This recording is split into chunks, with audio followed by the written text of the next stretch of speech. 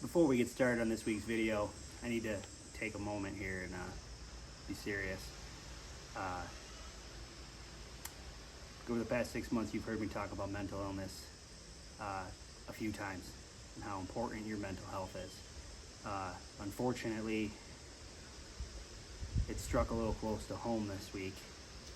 We lost a member of the racing community. As you know, my son races quarter midgets.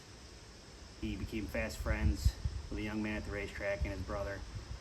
And unfortunately, their father lost his battle this week to mental illness. I'm not going to act like I knew Shawn. I should have did a better job getting to know the man. Being that our kids were friends, I should have put in more effort. It's a little late for that now. A lot of you know me on social media. You send me messages, I'm quick to answer. You comment on videos, I'm quick to answer. Unfortunately, outside the digital realm, I am not a very social person. I kind of keep to myself. If you come talk to me, I will talk to you, but I'm not one to really start communication.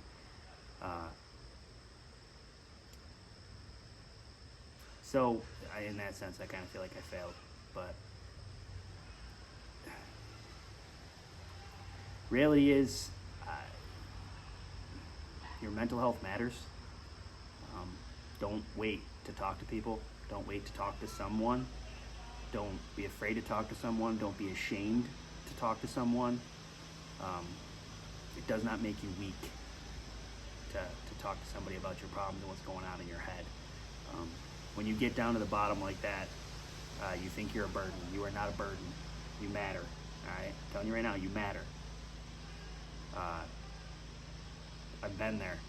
Okay, I've been to the bottom. I made it out. I did talk to somebody. Not the first time. Probably the second time I went and talked to somebody. It's a roller coaster, this life we live, you know.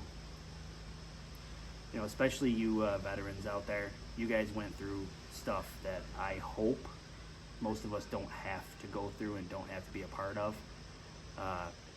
As the saying goes, what doesn't kill you makes you stronger. And I promise you, getting some help, going to talk to somebody is going to make you stronger. Okay, you're strong guys. We know that.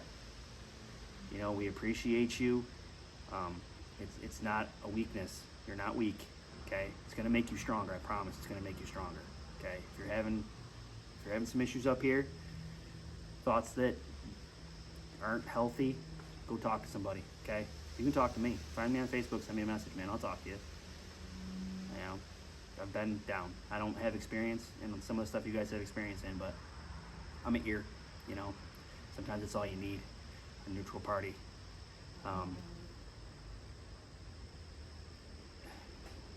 You matter, all right? Definitely in today's world, in today's society, we need more good men.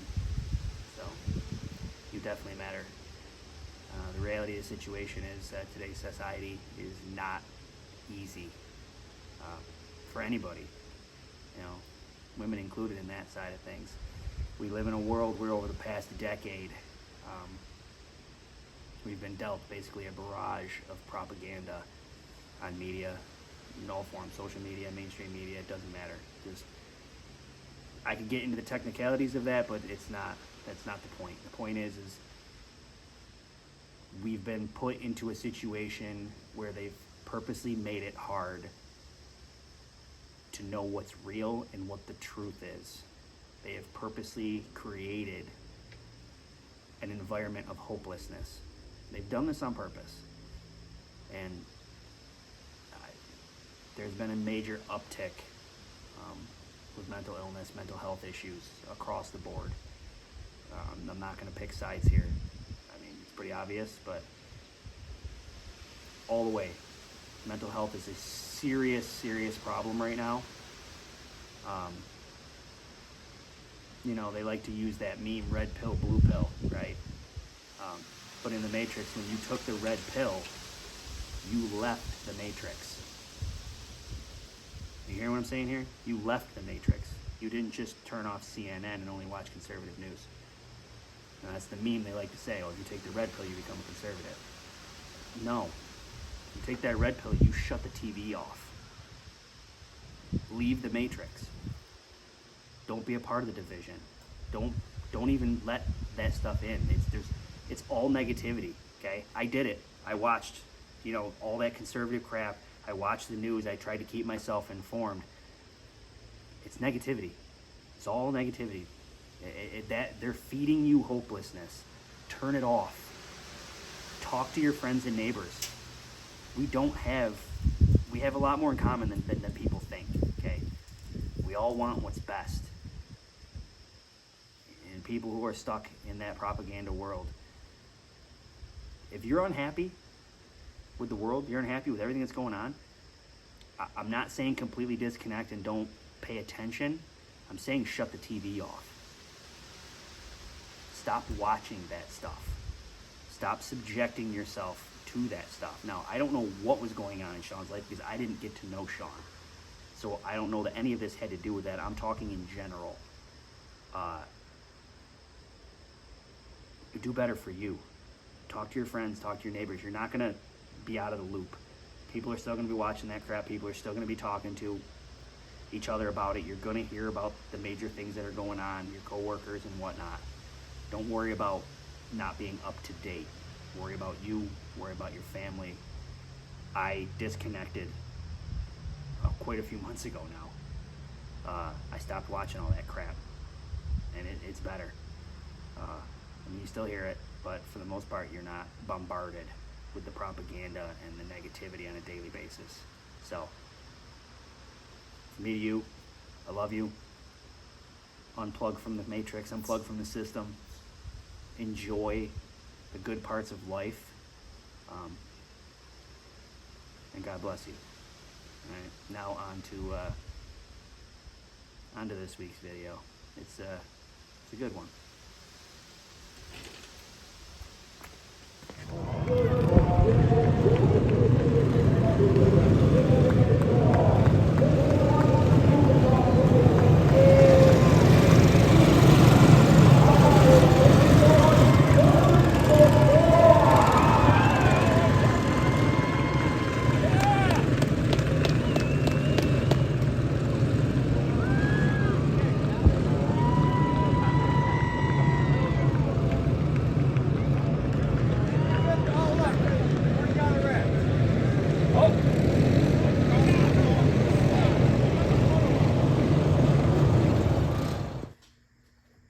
What's going on, YouTube?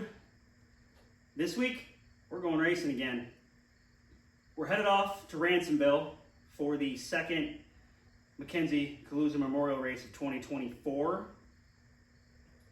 It'll be at least 800 to win with, some extras.